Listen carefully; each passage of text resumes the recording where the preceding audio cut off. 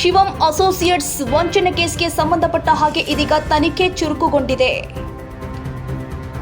ಮಾಲೀಕ Shivananda ನೀಲಣ್ಣವರಿಗೆ CID drill ಶುರುವಾಗಿದೆ. ಮಾಲೀಕ ಶಿವಾನಂದ ಸಿಐಡಿ ಡ್ರಿಲ್ ಶುರುವಾಗಿದೆ.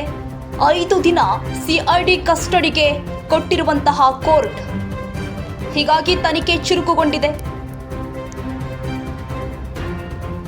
ಶಿವಾನಂದ ವಿರುದ್ಧ 4,500 ಕೋಟಿ ವಂಚನೆ ಆರೋಪ ಕೇಳಿ ಬರ್ತಾ ಇದೆ.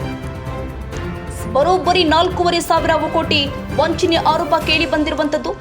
35,000 ಜನ ಶಿವಂ ಅಸೋಸಿಯೇಟ್ಸ್ನಲ್ಲಿ ಹೂಡಿಕೆ ಮಾಡಿದ್ದಾರೆ.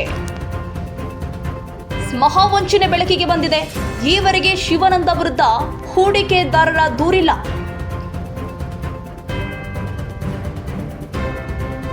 ಶಿವಾನಂದ ಹಣಕಾಸು ವ್ಯವಹಾರದ ಬಗ್ಗೆ ಸಿಐಡಿ ತನಿಖೆ ಕೈಗೊಂಡಿದೆ.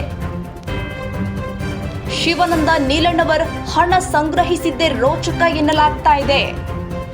ಪ್ರಕರಣದ ತನಿಖೆಗೂ ಪೊಲೀಸರಿಗೂ ಭಾರಿ ಅಡಚಣೆ ಉಂಟಾಗಿರುವಂತದ್ದು. ಇದು ಬಿಗ್ ಬ್ರೇಕಿಂಗ್. ಶಿವಂ ಅಸೋಸಿಯೇಟ್ಸ್ ವಂಚನೆ ಕೇಸ್ಗೆ ಸಂಬಂಧಪಟ್ಟ ಹಾಗೆ ಇದೀಗ ಸಿಐಡಿ ತನಿಖೆ ಕೈಗೊಂಡಿದೆ. ಶಿವಾನಂದ ನೀಲಣ್ಣವರಿಗೆ ಸಿಐಡಿ ಡ್ರಿಲ್ ಶುರುವಾಗಿದೆ. 5 ದಿನ ಸಿಐಡಿ ಕಸ್ಟಡಿಗೆ ಕೊಟ್ಟಿರುವಂತಹ ಕೋರ್ಟ್ ಇದೀಗ ಸಿಐಡಿ ತನಿಖೆಯನ್ನ ಚುರುಕು ಮಾಡಿರುವಂತದ್ದು. ಹಣದ ವ್ಯವಹಾರದ ಮೂಲವನ್ನ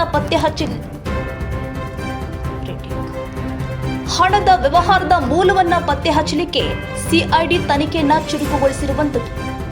ಶಿವಂ ಅಸೋಸಿಯೇಟ್ಸ್ ವಂಚನೆ ಕೇಸ್ ಇದು. ಇಲ್ಲಿ ಠೇವಣಿ ರೂಪದಲ್ಲಿ ಹಣ ಸಂಗ್ರಹಣೆ ಆಗಿಲ್ಲ, ಬದಲಿಗೆ ಸಾಲದ ರೂಪದಲ್ಲಿ ಹಣ ಸಂಗ್ರಹವಾಗಿರುವಂತದ್ದು. ಸಿಐಡಿ ತನಿಖೆಗೆ ಇದೇ ದೊಡ್ಡ ಸವಾಲಾಗಿದೆ. ಠೇವಣಿ ಸಂಗ್ರಹಿಸಲು ಕೆಲ ನಿಬಂಧನೆಗಳು ಕೂಡ ಇದೆ. ನೋಡಿ, ಸಾಲ ಪಡೆಯಲು ಯಾವುದೇ ನಿಯಮಗಳು ಇಲ್ವಂತೆ.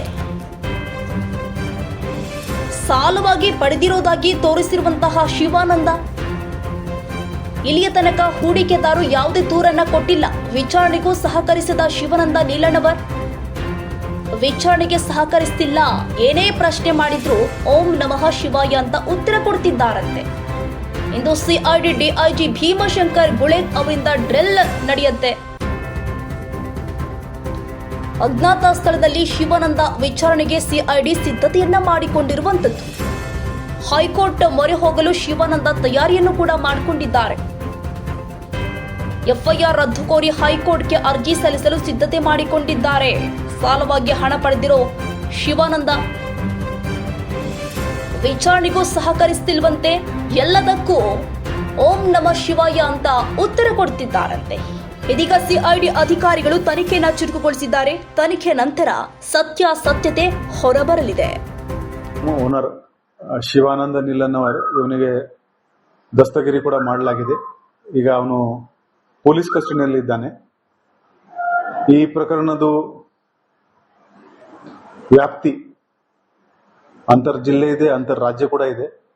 ಮತ್ತು ಫ್ರಾಡ್ ಅಮೌಂಟ್ 50 ಕೋಟಿಗಿಂತ ಜಾಸ್ತಿ ಇರೋದ ಕಾರಣದಿಂದ ನಾವು ಮಾನ್ಯ ಡಿಜಿ ಅಂಡ್ ಐಜಿಪಿ ಅವರಿಗೆ ಈ ಪ್ರಕರಣ ಸಿಐಡಿಗೆ ವರ್ಗಾವಣೆ ಮಾಡೋಕ್ಕೆ ಕೋರಿಕೆ ನಿನ್ನೆ ಕಳಿಸಿದ್ದೀವಿ.